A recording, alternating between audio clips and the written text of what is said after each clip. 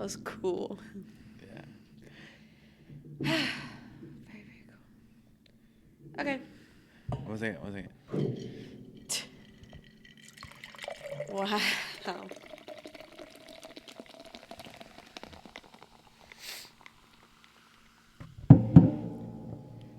Cheers. Now that beverages are ready, locked, and loaded. Hey, brother. Hey, Al. And welcome everyone back to another episode of Siblings in Crime. I'm Allie Rossell. And I'm Blake Murphy. And just as it sounds, we're siblings who love true crime. Yes, love it. Absolutely love it. Sorry I'm extra nasally and I'm out of breath all the time. That's just how it goes right now. She's sick and fat. Don't you love brothers? That's so sweet. Yes to both. Evidently, I have like 50% more blood flow. Hell yeah. Something like that. I don't That's remember good, what it was. right? I assume, but it's really knocking me out. But I did have a cold last week. You had a cold last week too. Mm-hmm. So you look great though. That's so kind. You know, I And really don't fat, feel I'm that way when obviously you joking. say fat. I'm joking, and you know that. It's just because you have a baby. I'm big and round. Yes, baby's but I'll stop saying it if it really hurts your feelings. My feelings are not hurt, but it's definitely true. Especially in the last 2 weeks, I'm getting really round. Yeah, she sent me a picture on the treadmill, and I was like, "Wowzers!" I said, "Woohoo!" You said, "Wowza, woohoo!" I'm like, "You're gonna be speedy." Yeah, and I said, "I'm gonna be so slow." So, anyways, running has not been my favorite thing lately, but that's showbiz. Well, before we get into it, as always, please like, subscribe. Thank you so much for all the support last week. That was awesome on our missing persons case. So that was really fun for us. So please continue to do so. We were jazzed up. We were jazzed. We were talking about it all week. So jazzed. Yeah. Blake flew up to Utah just for 10 hours so we could do this. Yeah. So less than 10 hours. So give him some love for that. Yeah. That's true. Well, do you have anything before I get into this week's case? I don't have anything, I don't think. Oh, I will say something. The reason why our thumbnail is like that is because Blake was saying I'm sick. Oh, yeah. I told Blake, I was like, no one's going to know what you're talking about in this picture. He goes, I'll tell them, just to go on and not tell them. She's a little scary when she's sick, too. Oh, my gosh, whatever. No, Blake likes to be extra annoying when I don't feel good. He just likes to push all my buttons. But that's why he was giving me a thumbs down, because I'm not feeling very good. Mm-hmm. Besides that, though, anything else?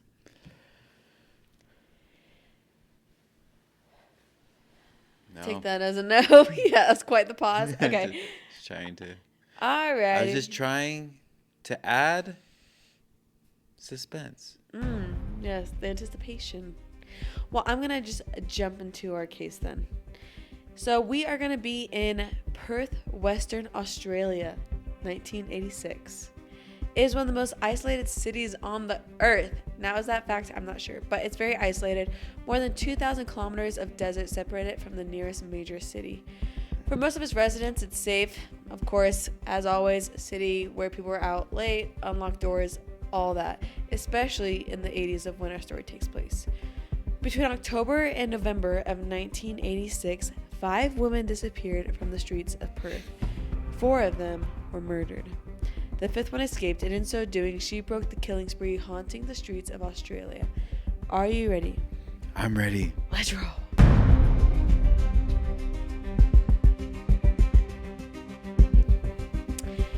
Alright, so before we get into everything that happened, we'll dive into more details. I'm going to kind of just introduce all the women, what happened when they went missing. Yeah. I legit didn't hear one word you said about the intro. What was going on in your head? I was thinking about our new almost contract at Allegiant. Very nice. Okay, well, you're going to have to lock back in because... Yeah, I will. Now you have no idea what to expect. I know, that's just kind of fun.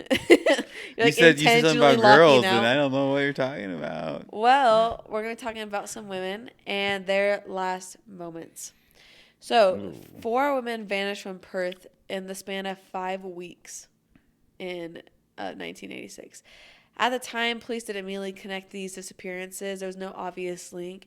So, what... How big is Perth real fast? Like, you really did miss the whole intro. That is so funny. I don't know, like I guess I can see if like I can get like a population or something, but I was saying how it's like so remote and so far away. I know, I heard that. Okay, I meant like how big is it? Where it's like, if you're in New York City and 5 people go missing, it's not like it's that big of a deal. But if you're in Vineyard, Utah, 5 people go missing, you're like, that's crazy.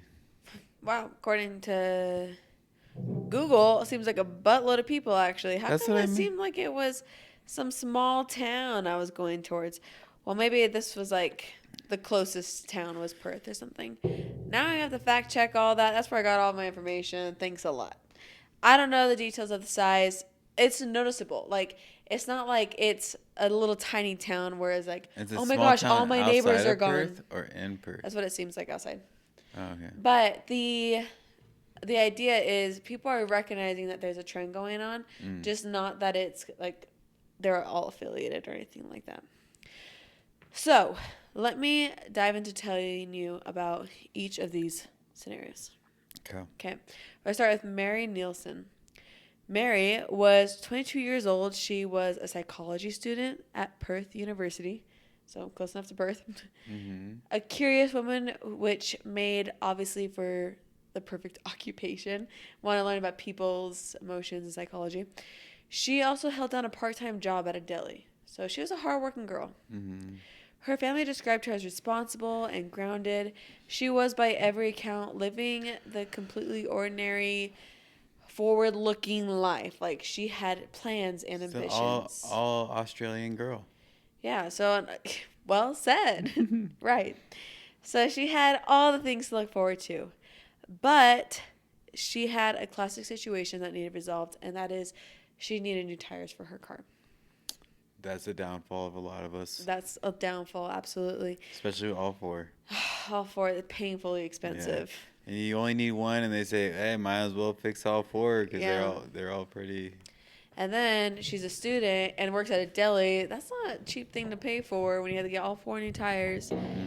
So she went to a local auto wreckers yard, actually looking for new tires. She's like, I'm going the best route possible to get some new tires. She asked around and she spoke to a man who worked there who told her about a place that she could get even cheaper tires for, which obviously, like I said, student, that's what you want. Mm-hmm. He gave her a phone number and an address, and on October 6, 1986, Mary Neilson drove to that address to pick up her new tires, and she was never seen again. So that guy's suspicious. Okay, we got one suspicious guy. Then we have Susan Candy. She need tires? Oh, sorry. She does not need tires. Susannah Candy. Did I say Susannah? I think so. Okay. Well, Susannah, she was 15. She was a student at Hollywood High School in Perth, described by everyone who knew her as bright, friendly, and kind of like unusually mature for her age. She sounded like an old soul type. Kind of like Devin Booker. He's an old soul type. Just because he likes like classy cars and stuff. That's so funny. Maybe a little different, but I like where you're going. She came from a very stable, comfortable family in the suburbs of Nedlands. And she was the kind of teacher that teachers remember her being like very pleasant in the class. Yeah. She was like very pleasant in the class and like had straight A's. Like sounds like her report cards were like golden student. Teacher's pet. Yeah. Yeah. So I'm like, I've never gotten that on my report card. Mine's always like, she won't shut up. Mm-hmm. But she says, so she Mine always says, excels at everything. Okay. 5 stars, 5 stars. Yeah, whatever. So on October 20th, 1986, 2 weeks after Mary Neilson disappeared, Susannah was hitchhiking along Sterling Highway in the Claremont and Nedlands area. A car slowed and stopped, and she got in, and she was never seen again. So nowadays, it's like 15 years old, hitchhiking, that sounds insane. This is the 80s in Australia. Not as crazy of a time to be hitchhiking. That was very popular in this era.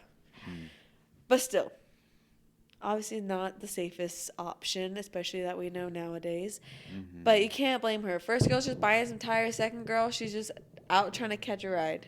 Doing completely normal things. But in the eyes of law enforcement, they could be seen easily as runaways. Which, 15 years old, runaway, probably not, in my opinion. He was a great student. Mm-hmm. But the pattern continues.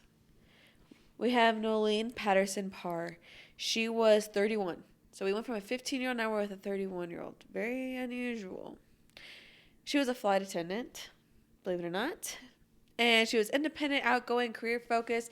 She was stunning. Everyone described her as, like, always very well put together. She doesn't go out of the house without her hair looking perfect. The Australian girl. No, give you my quiz. The Australian. She's a beauty queen, I'm sure. Not actually pageant She's a girl, dancing queen, but too. Dancing queen. Yeah. So she was very well loved. Around October 31st, 1986, she needed a ride. Reason being, sounds like sources kind of varied on this a little bit, but the overall consensus is that she was having car problems. And so she was like off on the side of the road with her car like immobile. As Noelene stood by her car, she saw a car drive up and she was so relieved. She knew this car actually. She knew the person inside. This person had actually just helped her wallpaper a room in her house just a few weeks earlier. This is like a neighbor. She must have thought like, oh, perfect luck. How did they know? Oh, maybe the neighbor said. Yeah, so she got in and she was never heard from again. So only a week later, on the night of November 5th, 1986, Denise Keren Brown left a tavern and went to wait at a bus stop. A car pulled up, someone offered her a lift. She was only 21 years old at the time. She worked as a computer operator. She was close to her family. She had a great social life. Obviously, she was out and about. She spent evenings at friends, local pubs, all that stuff, along Sterling Highway. So when a car approached, asked if she'd like a ride, you probably noticed the pattern. She accepted, never seen again. All right, so hitchhiking nightmare guy mixed with a car guy is who the murderer is. And a neighbor. Yeah, so we got a neighbor. We got, maybe a car person, a hitchhiking person. So these are like the reports that are coming back. Like Denise last seen at the bus stop. This person last seen parked on the side of the road with her car broken down. This, so it's like, yes, hitchhiking, like this person last seen gonna go get new tires. But also to cops, this isn't really like the same MO. It's like, okay, we got a 31-year-old, a 15-year-old, 21-year-old. Like, it doesn't seem like... Maybe the college girl was driving to go get her tires fixed and she had a pop flat tire. And then she was hitchhiking and the guy picked her up. Okay, maybe. Because they're all probably hitchhiking. Yeah, so maybe like they're all in the same situation. Yeah, but they would have found the car probably. Yeah, that's true. Yeah, because from like all accounts as of right now with the police investigation, nobody had connected them. I don't think they're thinking there's like a hitchhiker guy out on the loose or anything like that. Like, I don't think they're putting together that they were like explicitly hitchhiking. Like, oh, they were like near a bus stop, or this person was like leaving the pub with her like after hanging out with her friends. Mm-hmm. So it wasn't as like cut and dry as it make it sound right now. But on November 9th, 1986, 4 days after Denise Brown was murdered, a 17-year-old girl named Kate Moir got into a car on Sterling Highway. But Kate is our fifth girl, and Kate Moir got out. So, who she was. So, Kate was 17. She was a teenager as well. She came from a close family. She drank, but not like heavily, which matters later. But her parents knew that. They knew her. They knew her friends really well. They knew what was like normal patterns, which is like so important. Like when you come across true crime, especially, it's like you have some people who just don't have that inner connection, inner circle. They'll go weeks without talking to anyone and no one notices if it's wrong or anything. And then you have people like Kate where their family knows their in and out moves. They know like what's normal, what's abnormal, who like are her closest friends. And that's the kind of connections you definitely need, especially if anything like this ever happens. Yes, but you don't want to be too obvious because then maybe the killer can know where you're going to be. Yeah, like if you run on the same path I was every just day. about to say, I think we talked about that before. This same woman runs the same path every morning at like 5 a.m. on the way to the gym. And I'm like, you're girl, gonna kidnap I know her? I was like, I'm thinking about kidnapping you. I'm going to kidnap you to save you. I I was like, listen, there's a lot of dangerous people out here. Get my car. No, seriously, it's like you gotta mix up your patterns, but like know her pattern in the sense of like what's abnormal and normal behavior, like going on a run, not like this exact path or whatever. So I gotta be careful with Strava too. Like, people can follow your accounts and just know where you run regularly and stuff. Yeah, come find me. Come find me. Just kidding. Yeah, you've been still doing your runs, huh? So proud of you. So you can find Blake on Strava at Blake Murphy. I don't know what your Follow Strava me. is. I don't either. Let me take a look. Continue. Well, this is important. I want more followers. Okay, Blake always is so greedy. More. Well, that night, she had been out with friends. She had some drinks. She was heading home, and she decided she was going to hitchhike off a Sterling highway. A car slowed and stopped. She looked into the window, and I need your full attention. I am listening. She looked in the window, and there was a man driving, and in the passenger seat, a woman. Okay. Now we have a freaky couple. Feeling more secure, of course, seeing the woman, Kate got in. So once Kate was inside and the doors were closed, the man produced a knife and held it to her throat, and he told her exactly what she had to do, or else she'd be killed. So she was only 17, like I mentioned. She thought she was getting a safe car, but so she did everything that this couple said. During the drive, as she tried to make sense of what was happening, the woman in the passenger seat turned and said something weird to the man driving. She just casually asked if he had the munchies. And that just kind of stood out to Kate, thinking it was very odd. Like, they were just like, they literally have a knife at this little girl, at this 17-year-old's throat, and they're just being so chill about everything.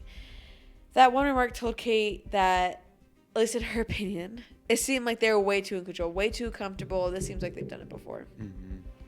They drove Kate to a house on 3 Moorhouse Street in the suburbs of Willagee. And inside, they forced her to get high. And then they turned on the television. They put on the movie Rocky, which was playing in the VCR in the lounge room. Super odd behavior. Yeah. And Kate's mind was like going over and like, what the heck is going on? Obviously, they're trying to get her under the influence. She's trying to pay attention. Even in those first few hours, she's like cataloging everything she said. Kate is like the ultimate crime person ever. Like, she is like getting details. She's like so on top of like what to do if you're ever in this situation, which is incredible. She's like trying to figure out the layout of the house. Like, she's on top of it. And she even spotted a medicine bottle near the bed. And so she's like, on it? With a name on it. Hey. So she's paying close attention. She's on it. So while she's paying attention to these details, after she was under the influence, she was taken and forced into a room, and the man sexually assaulted her repeatedly while the woman stayed close by and like cheered him on. Like, that sounds, by all accounts, it sounds like she was very supportive and very much involved as much as she could be, which is weird. Disturbing. I always wonder how these people get together. It's so freaky. I'm like, I can't imagine being in a situation. If anyone ever suggests, I would pray that no one thinks I would be willing to do something like that no one would bring it up to me. But someone just casually, like, kind of joking, says something, and you're like, you guys just feeling each other out? Like, oh, yeah. I don't know. Like, I don't know how that comes up. Yeah, it's weird. So weird and so disturbing. So then they chained Kate by the ankle to the bed frame. And they told her if she tried to resist, if she tried to escape or anything, she'd be murdered like the others. Dang. Yeah. So at some point during the night, this was kind of interesting. They actually forced Kate to call her mom. But with the pretense to make it seem like everything's okay. It sounds like they're trying to delay any investigation. Yeah. Like, they don't want someone coming looking for Kate. So they stood over her and told her exactly what she had to say. That she'd been drinking and that she was staying the night at a friend's place, that she was totally fine, she'd be home soon. Well, when Kate made that call, she said what she was supposed to say, but she, like I said, prime thinker. She chose a friend that, like, her family knew that she would not be staying the night at. She chose a friend that, like, she was, like, hardly friends with, that it would be very out of character if she was staying the night at this person's house. Just hoping that her mom was picking up that, like, this is abnormal behavior. I'm not okay, actually. Which, one, is so cool that her mom knows her that well. Two, Mom and I kind of had, like, a thing like that in high school. Where, like, if I didn't, like, want to be in the situation I was in or didn't want to hang out anymore, Mom was like, I was thinking about this earlier today. It's funny because she was, like, so relaxed with, like, rules. Like, we had to be home, like, at a decent time, but, like, she didn't care where we were or stuff. So if I was, like, calling her and I told her, like, yeah, we're going over to so-and-so's house, we're doing this, whatever, she's like, okay, cool. If I ever asked, can I do this or can I go here, she would know that means I don't want to go, just, like, come get me. So I was like, I never had to ask. Like, now that I was thinking about the thing, I never had to ask, considering can I do this is, like, key word for say no. But Keywords. so, which is funny because, like, my friends are gonna listen to this, like, hey, what the heck? She always asked if she could go to my house, and she never could. She never could. Her mom always said no. I'm like, my mom didn't care what I did in high school. Yeah, true. So it's nice to have. I mean, I didn't have, like, a keyword like I'm in danger. Like, some people have, like, keywords with their moms or whatever. But definitely, if you, especially you're younger, but have these keywords with people. It's so important. Let people know, like, if you're ever in danger, because sometimes you can't really say much more than that, like Kate in the situation. Hopefully that never happens to anybody, but you never know. And our keyword is keyword. Our keyword is keyword. Get one. Assign it. Tell your friends. Tell your family. That's your keyword now. So I meant for, like, the end of the podcast. I know. Okay, cool. But that's why it's the keyword is keyword. Yeah. So you can go remember to go tell your friends a specific word. Yep. Yep, baby, yep. Okay, well, like I said, she is trying to plant this little seed that she is hoping her mom would have doubt that things are okay. And her mom picked it up. She doubted it. She doubted it. She's like, Christine is such a loser. Why would my daughter be hanging out with her? She would never want to hang out at her house. Hilarious. You guys are not even friends. That'd be kind of crazy. Yeah, so I don't obviously know, like, the friend, the scenario, but whatever it was. She's like, I'm going to Christine's house so I can save my daughter from becoming a loser.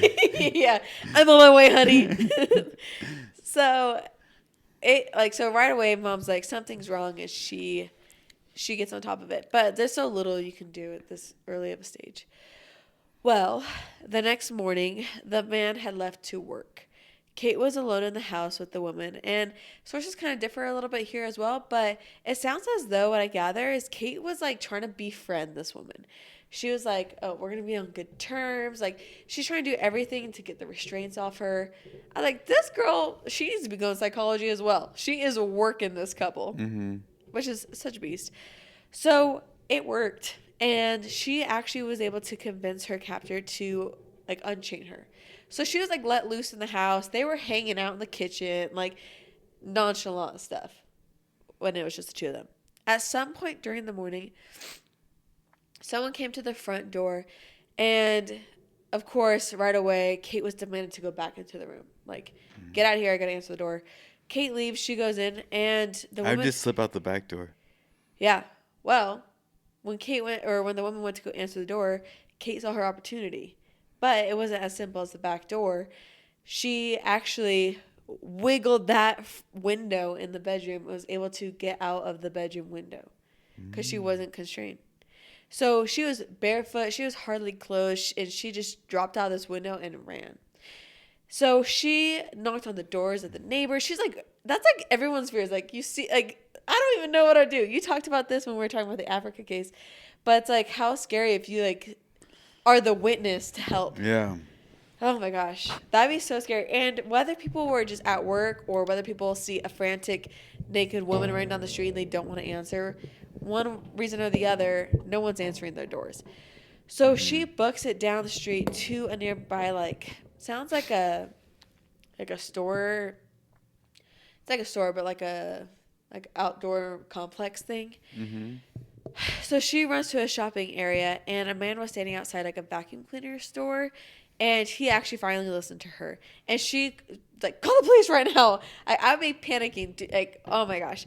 I think about that sometimes, like, especially if I'm ever, like, sleeping alone.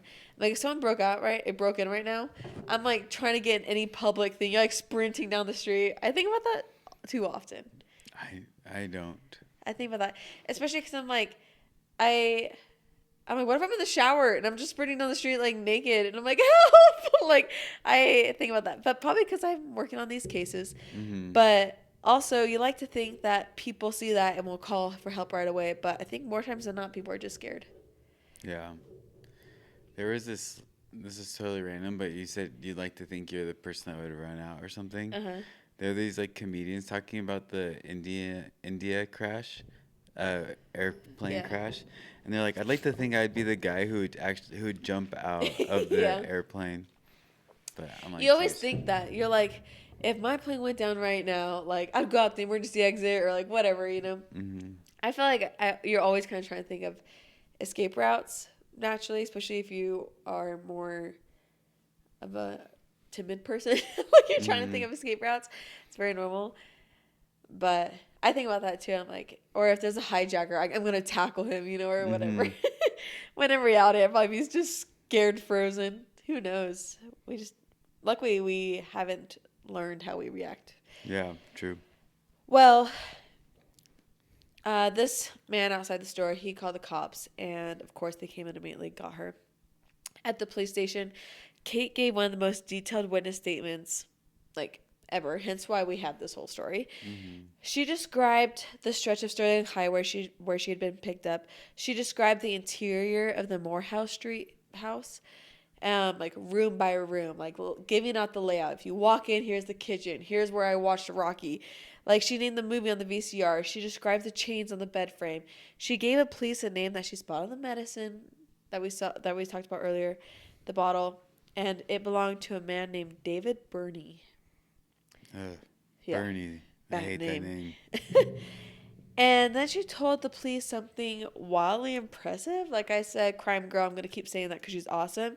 Yep. Everyone be aware. She intentionally left evidence there as proof that she was there.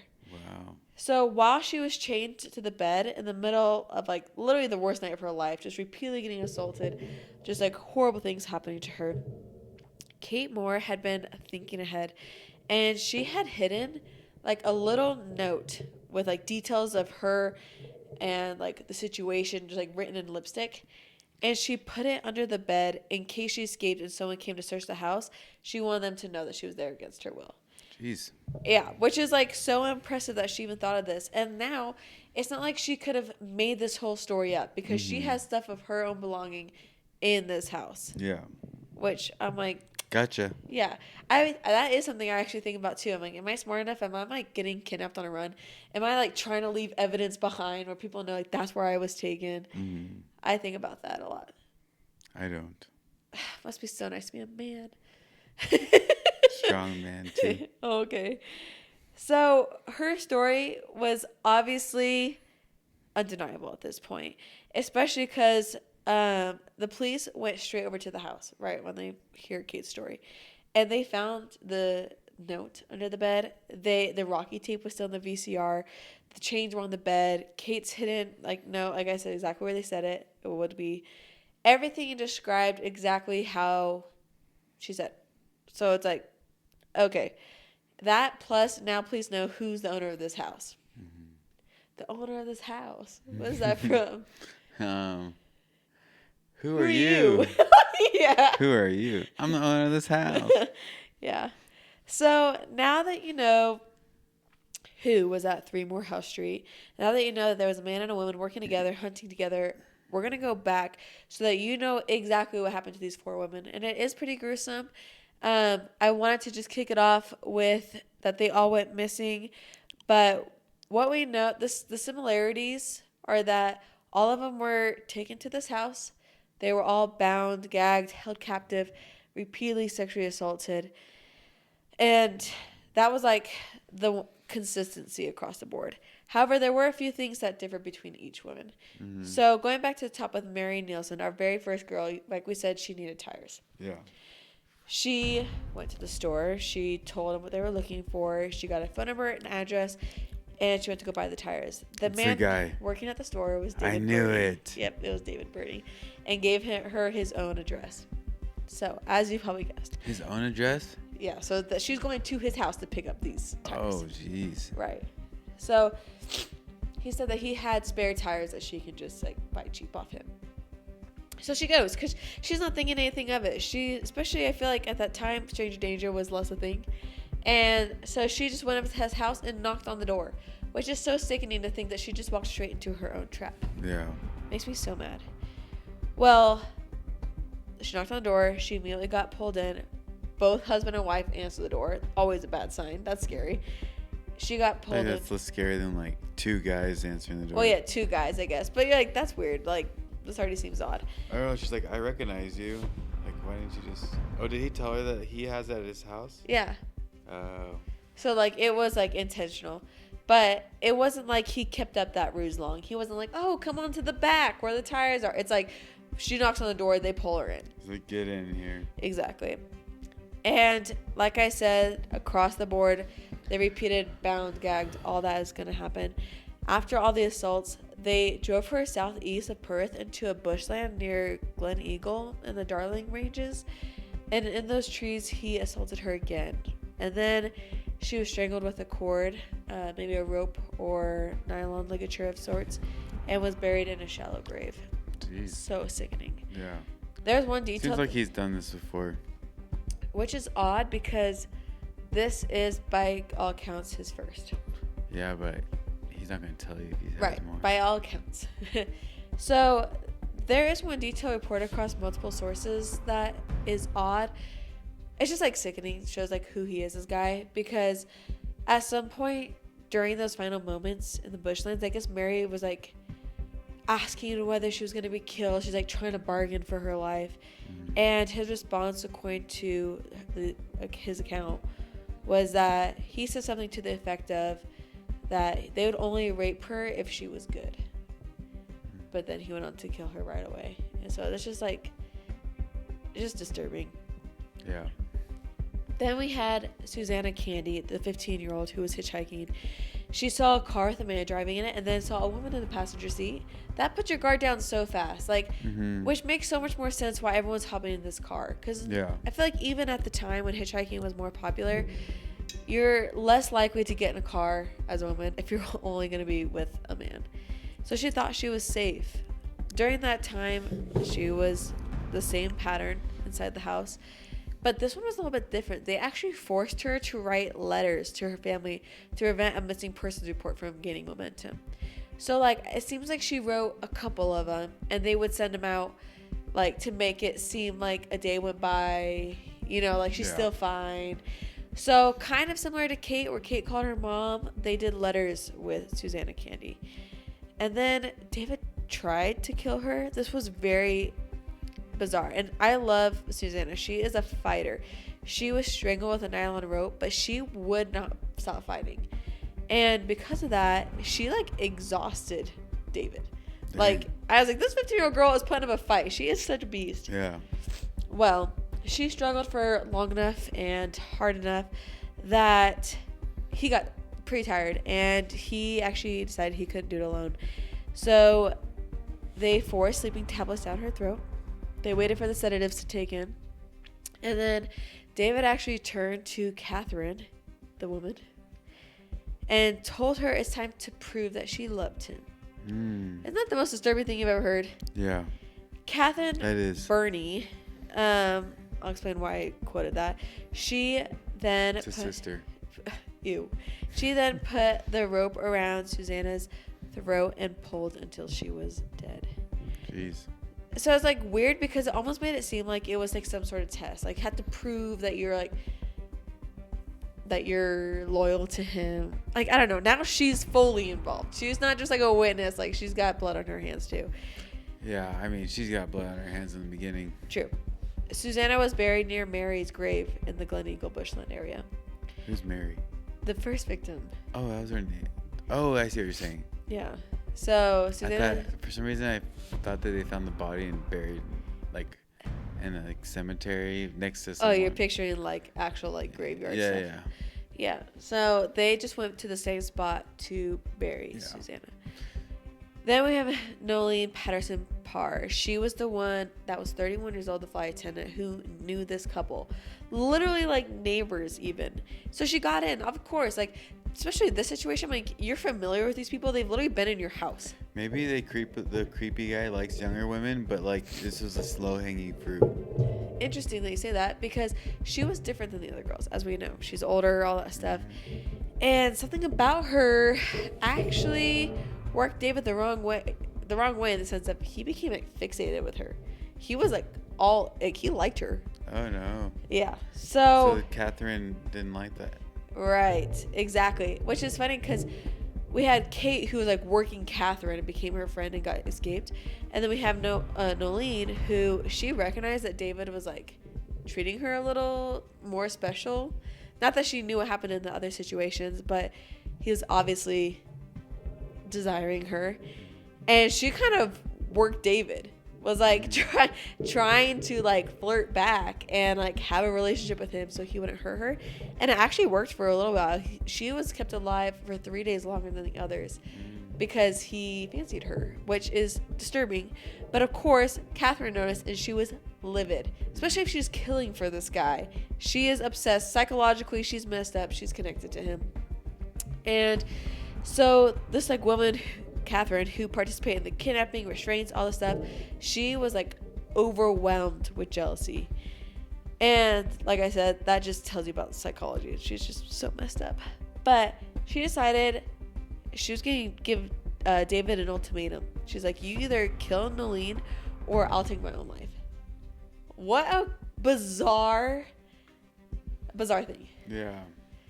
Oh my gosh. That's wild. Yeah. He's like, wait, so I could be with the girl I want to be with, and you go away? And you go, horrible. I know, that's sorry. Just maybe don't put that in. It's too late. It's already in.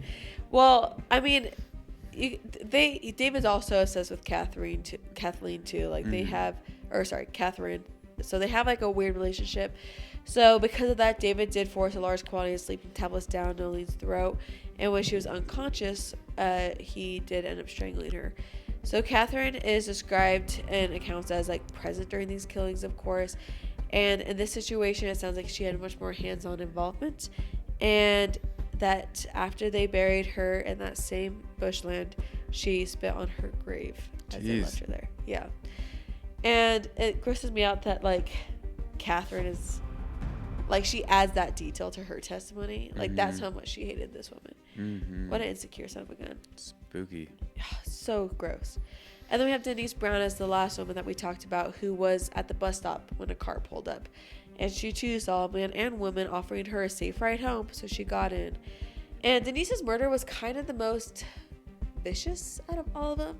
Like I said, they all had the same house experience, all the abuse. But then they drove her to like this pine plantation, and they waited in the car for it to get dark. And while they waited, David assaulted her again in the backseat. And when the night finally came, they led her out into the trees and made her lie down. They dug a shallow grave right beside her as she watched. And then David stabbed her multiple times, aiming for the throat and chest. Yeah. To watch your grave be dug is creepy. So messed up. Like I can't imagine what that does mentally to you. And like the other ones were like sedated, and then not that I'm like saying it's better, but this is much more gruesome. And they believe that she was dying, and they actually began to cover her with soil, and that's when she like tried to get up, which is so disheartening.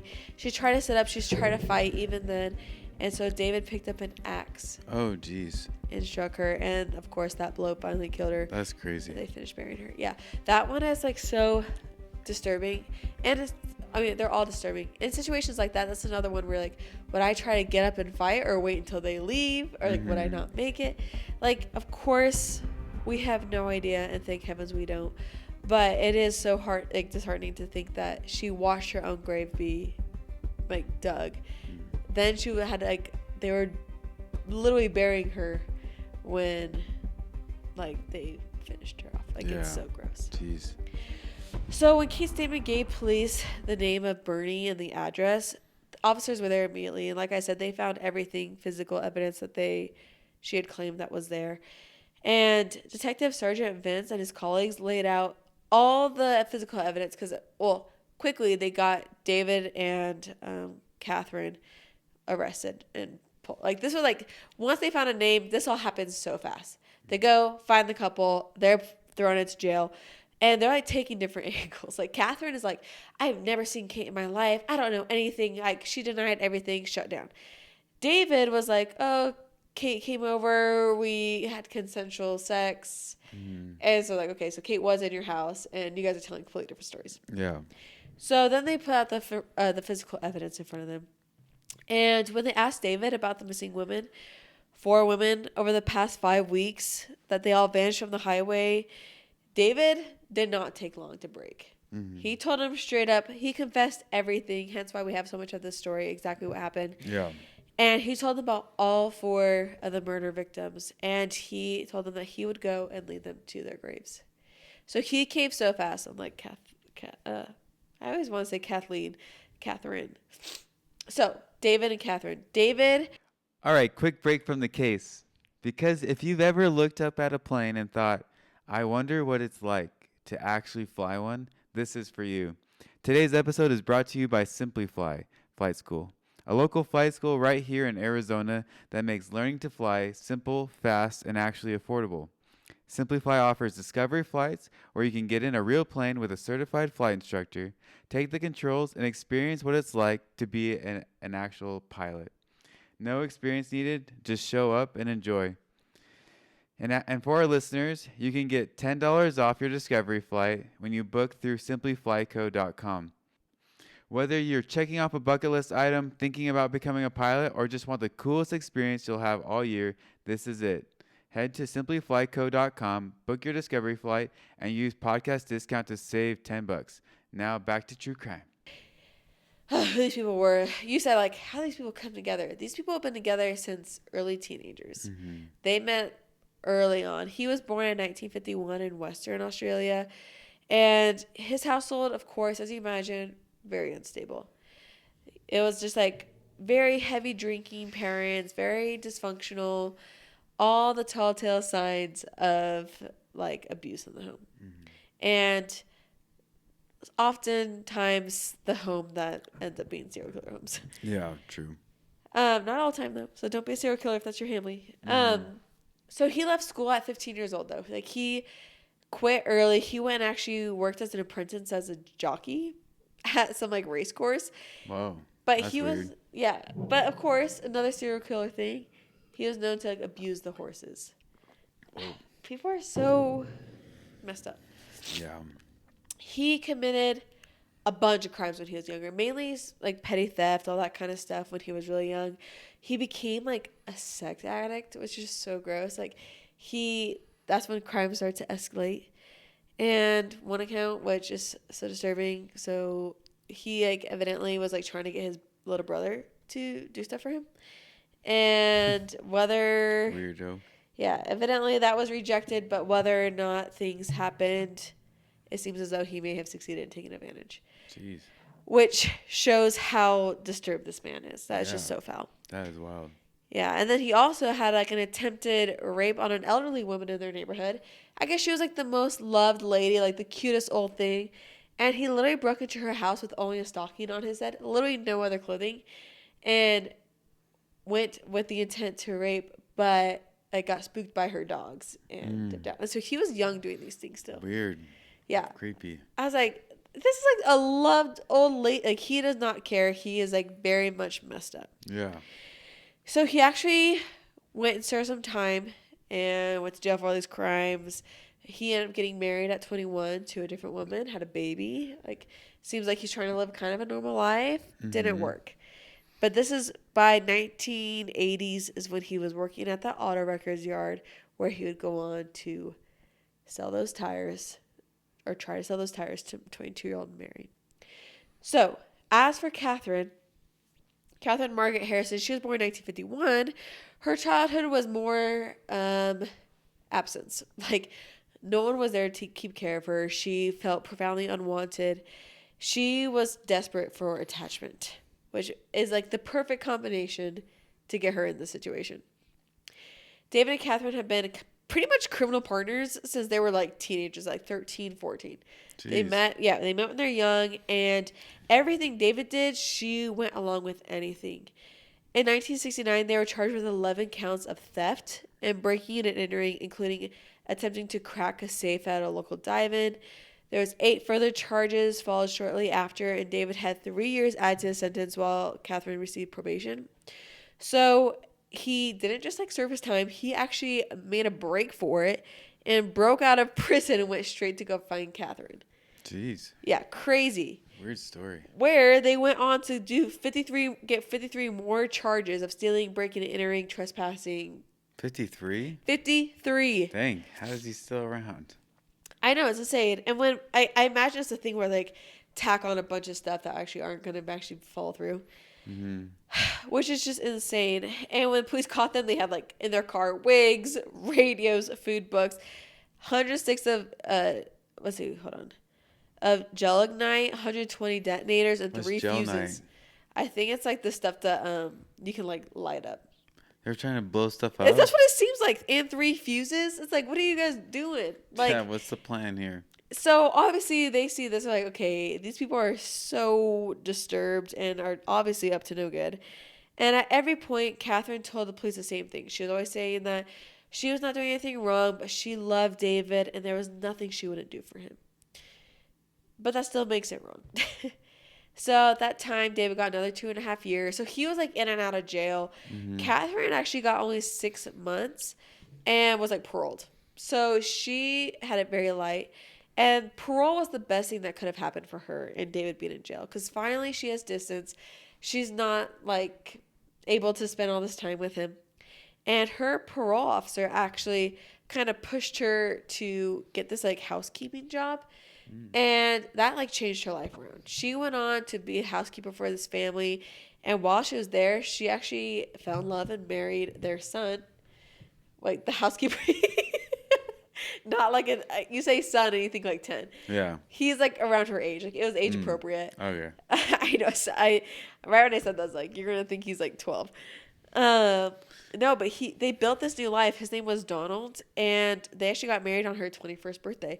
So she went on to have 7 children with this man. Jeez. I know. Because like telling this whole story, you'd never think that she was ever a housewife or like a mom. But one thing that happened when they were early in their marriage that just always stuck with her is when they had their first baby. I guess she was saying goodbye to like some friends that were over or whatever. And baby was like on the ground. Mm-hmm. Well, one thing went to another. Baby got ran over. Oh, dang. Yeah. So sickening. And that, I think, just like wrecked her. Mm-hmm. Of course, as it should. So that just like sat with her. But she did go on to have 6 surviving children, 7 pregnancies, and 13 years as a family lady. Married happily. Everything sounds good. Sounds like they got into some financial scrapes, and that kind of was a little bit of their downfall. But it was at this time that when David was married to another woman that they both were like living different lives, being individuals. Mm-hmm. But in 1985, David was back. He left his family. He wanted to find Catherine. And Catherine took the bait. She left her husband and family and went back to David just 4 weeks after the birth of her 7th child. It's so sad.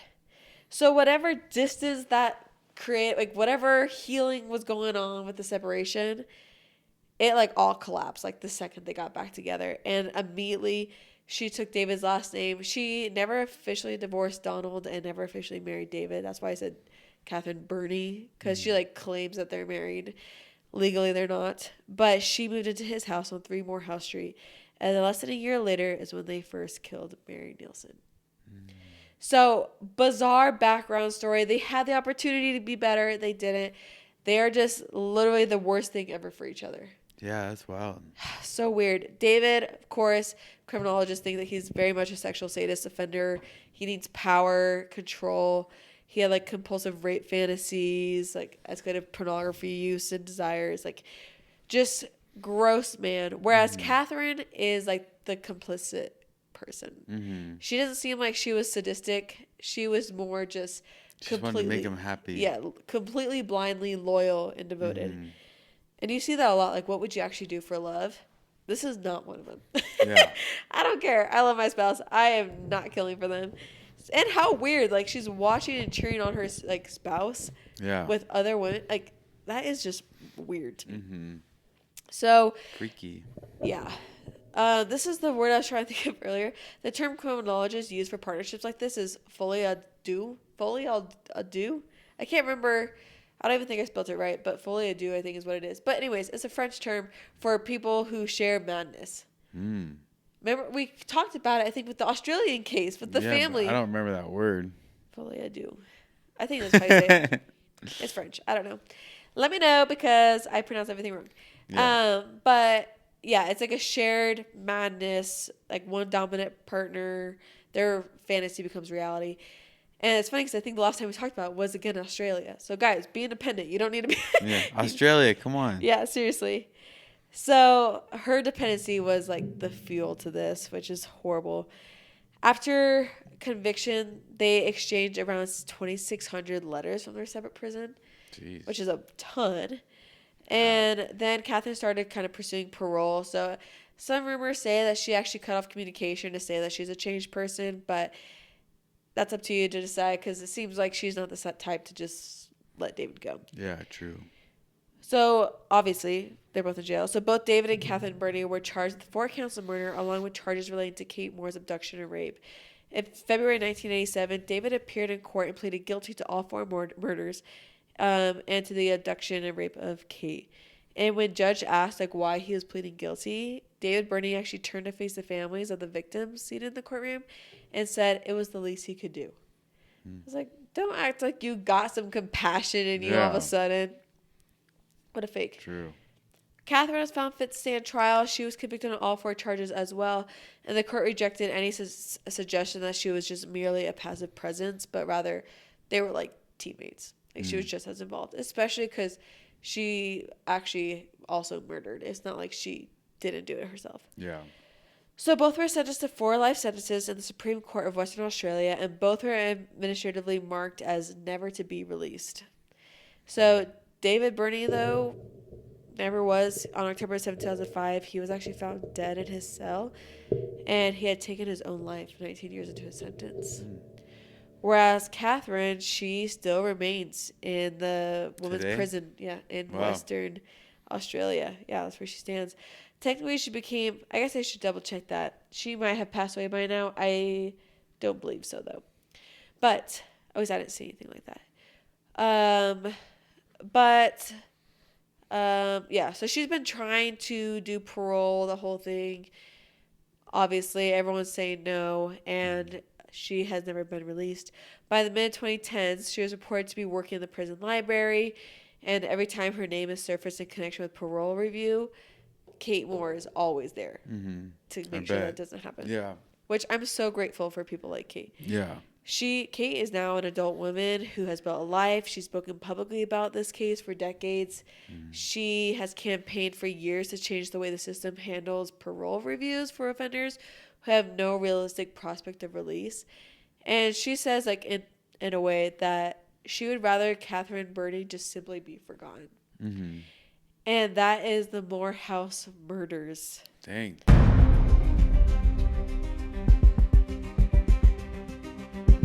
Isn't that so sad? Yeah, that's crazy. It's so weird seeing, like, the psychology of, like, one, I'm sure their upbringing was a factor. But 2, when you get 2 people together, they're both bad nuts. Yeah, that's weird. Yeah, you're screwed. And you said keyword is keyword? Yep. All right, keyword is keyword. Sweet. Well. No true crime news today. Let's get to the airport. Okay. No true crime news. Thanks for listening. We'll be back next week with another episode of Siblings in Crime. Adios.